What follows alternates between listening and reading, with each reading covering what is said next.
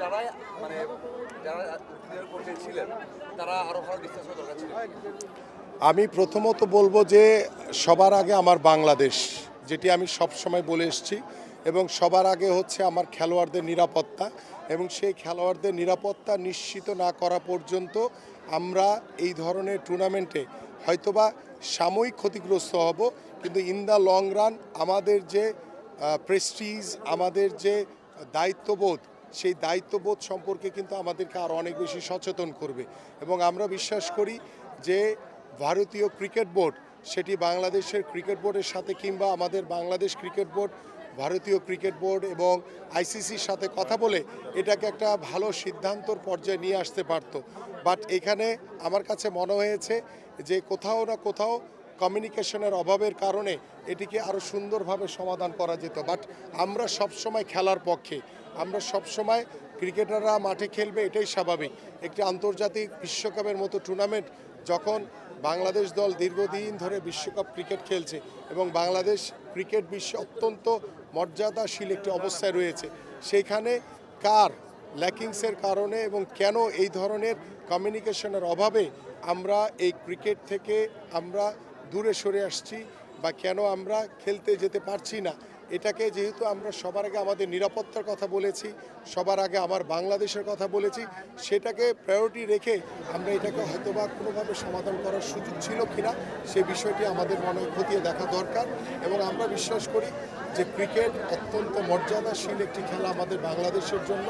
Bangladesh cricket দল বিশ্বকাপ খেলবে, এটাই খুব স্বাভাবিক। কিন্তু যেহেতু একটি নিরাপত্তার ইস্যু রয়েছে এখানে, আমাদের সবার আগে বাংলাদেশের ইস্যু রয়েছে, সেই জায়গা থেকে আমরা আমাদের জায়গা ধরে রেখে আমরা এই ক্রিকেট বিশ্বকাপে খেলতে যাচ্ছি না।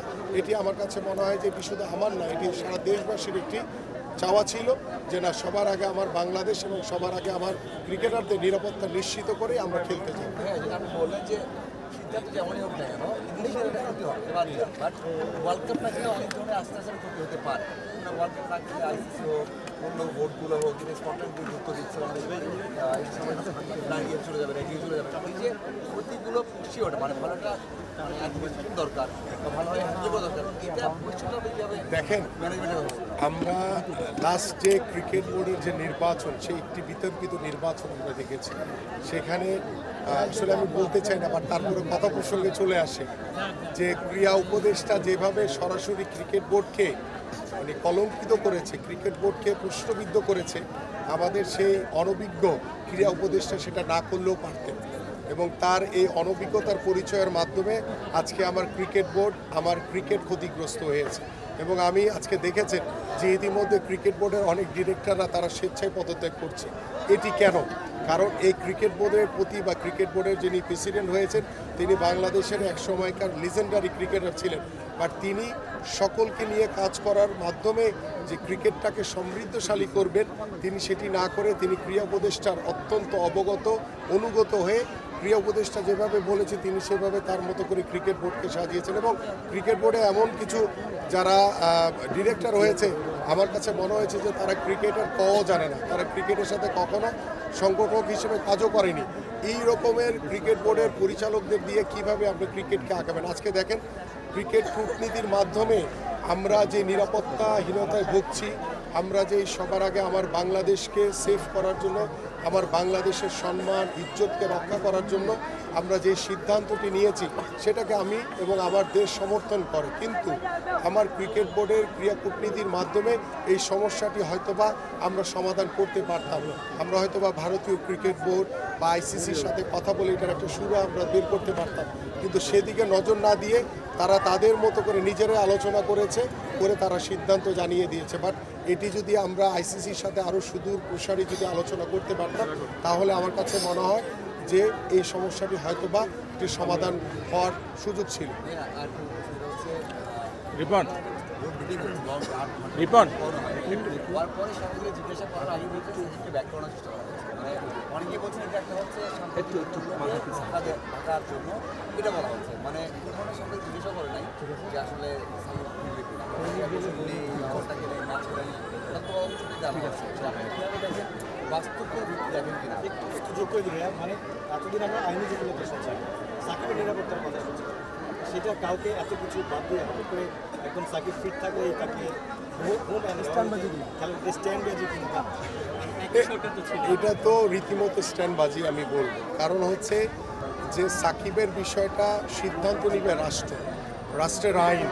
সেই রাষ্ট্রের আইন অনুযায়ী সাকিব যদি নিরপরাধ হয়, তার যদি কোনো মামলাগুলো রয়েছে সেগুলো যদি প্রত্যাহার করা হয় রাষ্ট্রীয়ভাবে, তাহলে সাকিব আসবে, সেখানে কারো কোনো সমস্যা নেই। এবং আমি একজন ক্রীড়াবিদ হিসেবে অবশ্যই একজন খেলোয়াড়ের যে সম্মান, তাকে সম্মান দিতে চাই, এবং সাকিবের মতো একজন লিজেন্ডারি ক্রিকেটার বাংলাদেশের হয়ে খেলবে, এটা আমরাও চাই।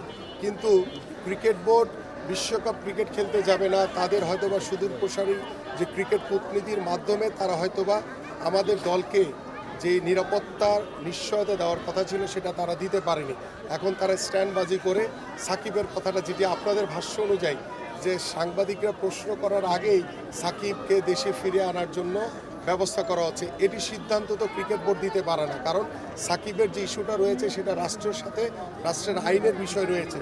সেই রাষ্ট্রীয় আইন অমান্য করে ক্রিকেট বোর্ডের কোনো এখতিয়ার নাই সাকিবকে ফিরে আনার। বাট সাকিবের মতো একজন লিজেন্ডারি ক্রিকেটার ফিরে আসুক, অবশ্যই আমরা এটি চাই, কিন্তু সেটিকে আনতে হলে অবশ্যই রাষ্ট্রকে সম্মান দেখিয়ে রাষ্ট্রের যে আইন রয়েছে সেই আইনের প্রসিডিউরের ভিতরে সাকিবকে ফিরিয়ে আনতে হবে। রাজনীতি যেটা বলছিলেন যে যেটা আপনাকে মুস্তাফিজ ইস্যুর পর আপনি বলছিলেন যে কমিশন গ্যাপ, যদি মুস্তাফিজ ইস্যুটা শান্তিপূর্ণভাবে সমাধান করা যেত তাহলে এই পরিস্থিতিকে আসলে আমি শতভাগ আপনার সাথে একমত। আমরা মুস্তাফিজের ইস্যুটি নিয়ে আমরা সবাই বারবার কথা বলেছি যে ধর্মকে ব্যবহার করে মুস্তাফিজের মতো একজন লিজেন্ডারি পেস বলারকে কলকাতা থেকে রিলিজ করে দেওয়া হয়েছে।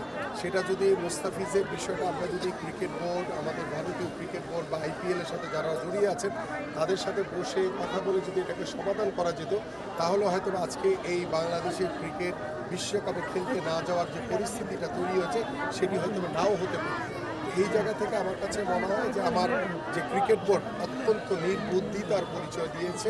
তাদের এই হঠকারী সিদ্ধান্তের কারণে আমি মনে করি যে আমার দেশের ক্রিকেট ক্ষতিগ্রস্ত হবে, আমার বাংলাদেশ ক্ষতিগ্রস্ত হবে, এবং এইটার পিছনে কে বা কাহারা জড়িত রয়েছে আমি দৃঢ়ভাবে বিশ্বাস করি যে ভবিষ্যতে এটা অবশ্যই খতিয়ে দেখে এদের বিরুদ্ধে যদি কারো কোনো দুরভিসন্ধি কোনো যদি উদ্দেশ্য থাকে সেটাকে তদন্ত করে বের করে তার বিরুদ্ধে অবশ্যই বাংলাদেশ এবং বাংলাদেশের যারা জনগণ রয়েছে তারা সেই ব্যবস্থা গ্রহণ করবে ইনশাআল্লাহ।